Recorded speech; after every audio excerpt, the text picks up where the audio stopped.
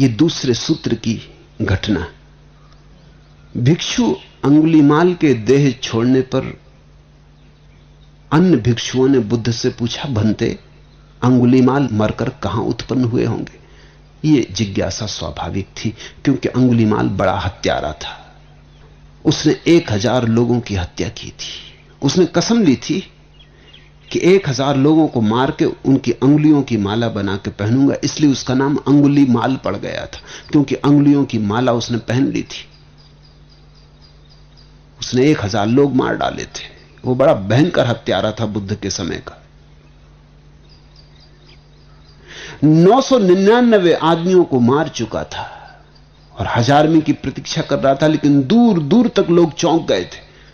तो जिस जंगल में छिप के अंगुलीमाल रहता था, वहां कोई जाता नहीं था, जाए ही नहीं कोई। उसकी मां नहीं जाने को राजी थी, क्योंकि लोगों को डर था, लोग जानते थे वो मां तक को मार डालेगा। उसको तो 1000 का व्रत पूरा करना।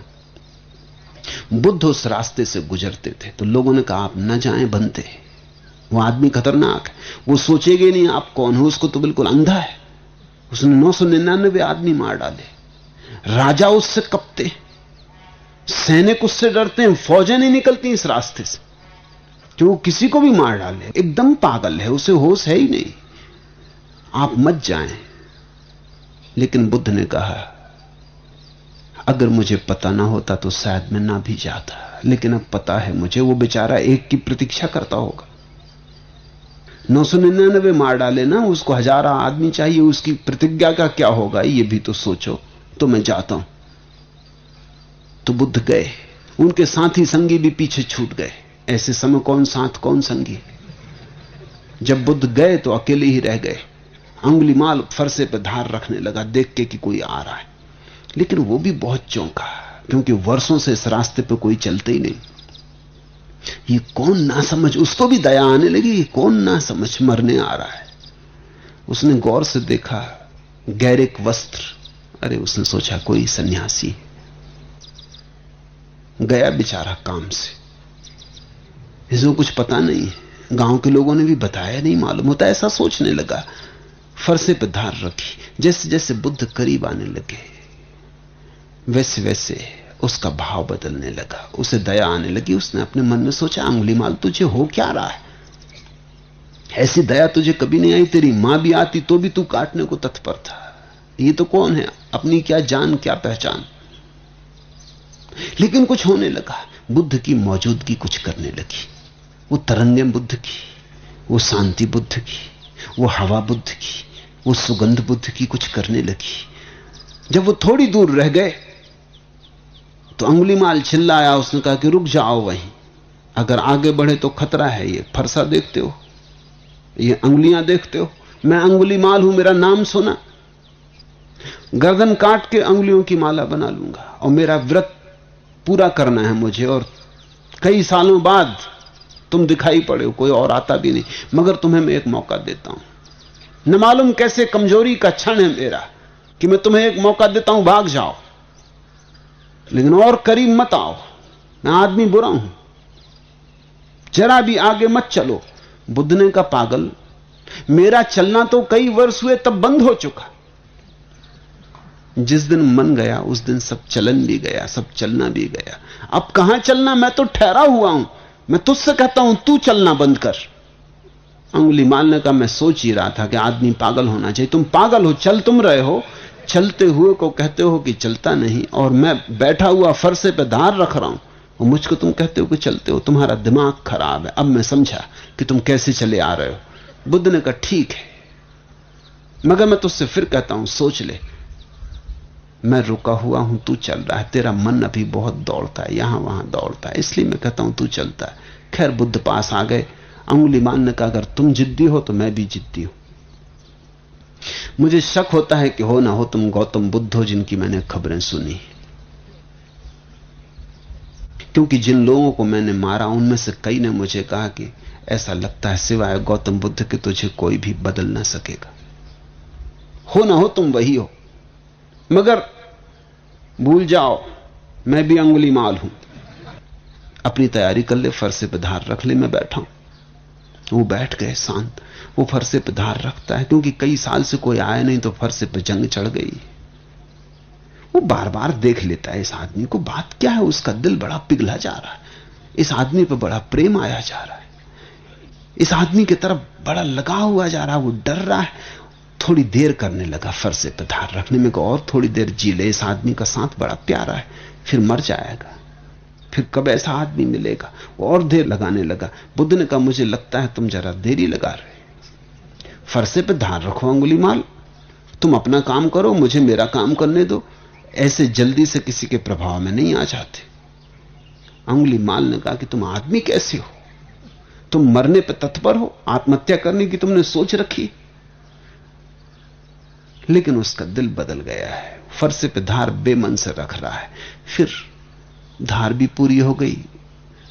फिर उसने कहा, बोलो क्या विचार है। बुद्ध से पूछता, आप क्या विचार है। बुद्ध ने कहा, विचार की संभावना का विचार तो मैं छोड़ ही चुका अंगुलीमाल, और तू जिसे मारेगा वो मैं नहीं हूं, और जो मैं हूं उसे कोई भी मार नहीं सकता। कौन फरसा मुझे छेद सकेगा। अंगुलीमाल ने आंख में आंख डालकर देखा, इस आदमी को मारना असंभव है। लेकिन फिर भी जिद, पुरानी पुरानी आदत, वो अपना फरसा लेकर खड़ा हो गया। उसने कहा कि ठीक है। दो आदमियों की जिद अटकी, तुम बुद्ध हो, मैं अंगुलीमाल हूं, इतनी जल्दी हार नहीं जाऊंगा। मगर ये क्यों मेरा दिल कमजोर हुआ जाता है, क्यों मेरी छाती बैठी जाती, मैं तुमसे पूछता हूं। बुद्ध ने कहा, इसका कारण है, मारने में कुछ कला है ही नहीं अंगुलीमाल, ये तो बच्चे कर सकते। तू देखे सामने वृक्ष है, इसकी शाखा काट के मुझे दे दे। तो उसने फरसे से शाखा काट दी। बुद्ध ने कहा, अभी से तू वापस जोड़ दे। उसने कहा, यह कैसे हो सकता है। तो बुद्ध ने कहा, काटना मारना तो बहुत आसान है, जोड़ के कोई आदमी महान बनता है, काट के कोई महान बनता है। अब तू मेरी गर्दन काट दे, बात खत्म हो गई। मगर याद रख, जिन गर्दनों को जोड़ नहीं सकता उन्हें काटने का तुझे हक नहीं। और जोड़ तो कुछ बात हुई तो दुनिया तुझे याद रखेगी। फरसा उसने फेंक दिया, वो बुद्ध के चरणों में गिर गया। वो अंगुलीमाल बुद्ध का भिक्षु हो गया। उसका भय ऐसा था कि जब खबर फैल गई कि बुद्ध तो मारे नहीं गए, उल्टा अंगुलीमाल मारा गया, तो खुद सम्राट अजातशत्रु उसे देखने आया, क्योंकि अजातशत्रु के तक प्राण कपते थे। वो आया और उसने कहा कि बनते, मैंने सुना है अंगुलीमाल भिक्षु हो गया, विश्वास नहीं आता। अगर ये हो सकता है तो सब कुछ हो सकता है, ये मुझे विश्वास नहीं आता, मैं मान ही नहीं सकता, इसमें कुछ अफवाह में झूठी बात है। बुद्ध ने कहा, आप माने या न माने, ये पास जो भिक्षु बैठा कौन है। वो बुद्ध के पास ही बैठा पंखा कर रहा था। ये सोच के ही कि ये अंगुलीमाल है, अजातशत्रु ने अपनी तलवार निकाल ली। उसने कहा, ये खतरनाक आदमी है, कोई धोखाधड़ी की हो, बैठा हो बन के भिक्षु और एकदम हमला कर दे। बुद्ध ने कहा, तू तलवार भीतर रख, तलवार की कोई जरूरत नहीं अजातशत्रु। ये अंगुलीमाल वो अंगुलीमाल नहीं, ये और ही हो गया।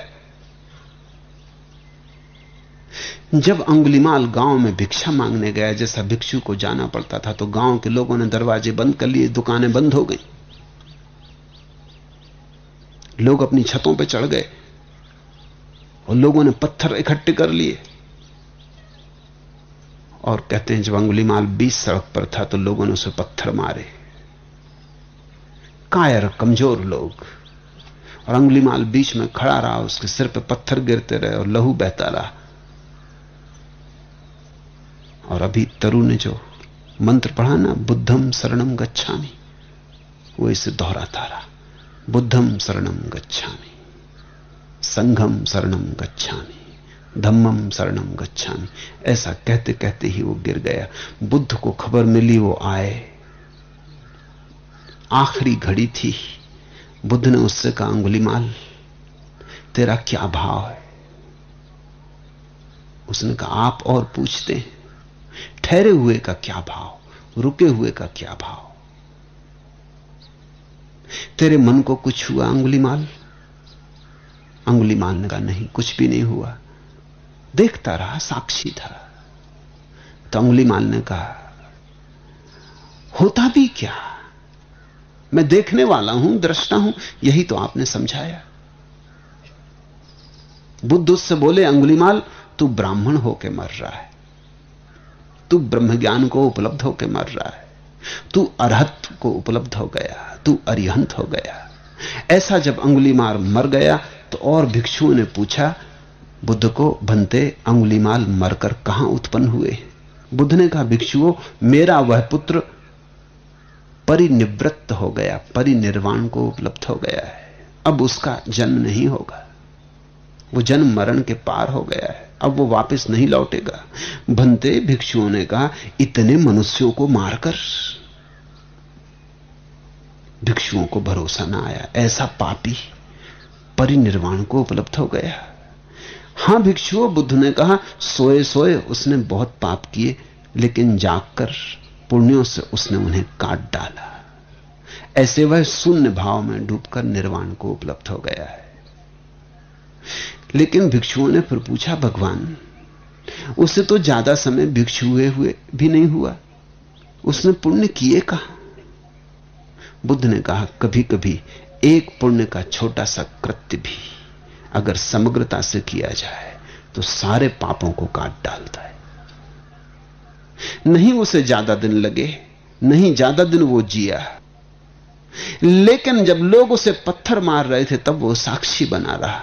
यह सबसे बड़ा पुण्य कृत्य है।